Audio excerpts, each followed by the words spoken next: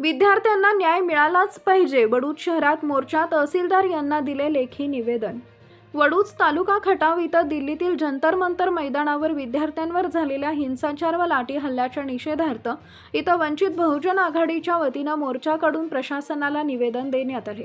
येथील हुतात्मा स्मारकामध्ये हुतात्मा परशुराम घारगे यांच्या पुतळ्यास पुष्पहार अर्पण करून या मोर्चाला सुरुवात करण्यात आली आहे. शहरातील प्रमुख मार्गावरून हा मोर्चा काढण्यात आला. तदनंतर हा मोर्चा छत्रपती शिवाजी चौकात आणण्यात आला. यावेळी काही काळ चौकात ठिय्या मांडून आंदोलकांनी मनोगत व्यक्त केली. या मोर्चामध्ये ज्येष्ठ नेते अशोकराव बेले, बाजार समितीचे माजी सभापती विजय काळे, नगरसेवक तुषार बेले, माजी नगरसेवक शहाजीराव गोडसे, अमीन मुल्ला, धनंजय काळे, इम्रान बागवान, गणेश भोसले, सज्जाद शेख, प्रसाद काळे, सुनील मिसाळ, कुणाल रायबोळे, भगवान मोरे, ॲडव्होकेट अभिजित सरतापे, माजिद खान, सचिन कांबळे, अजित रायबोळे, रितेश नलावडे, मयूर शिंदे, बरकत मुल्ला, BR जगताप, अनिकेत रायबोळे, मनोहर नलवडे, अधिक वाघमारे आदी सहभागी झाले होते. त्यानंतर कार्यकर्त्यांनी तहसील कार्यालयाच्या प्रवेशद्वारात जोरदार घोषणाबाजी करत ठिय्या आंदोलन केले. यावेळी बोलताना विजय काळे म्हणाले, आपल्या देशात ही सरकार वेगवेगळे परीक्षा घेतात.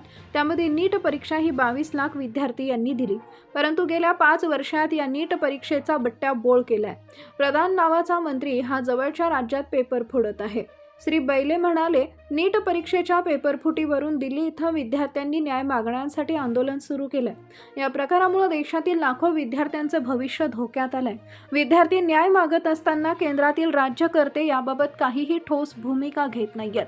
उलट विद्यार्थ्यांवर लाठी हल्ला करून हे प्रकरण दडपण्याचा प्रयत्न सुरू आहे.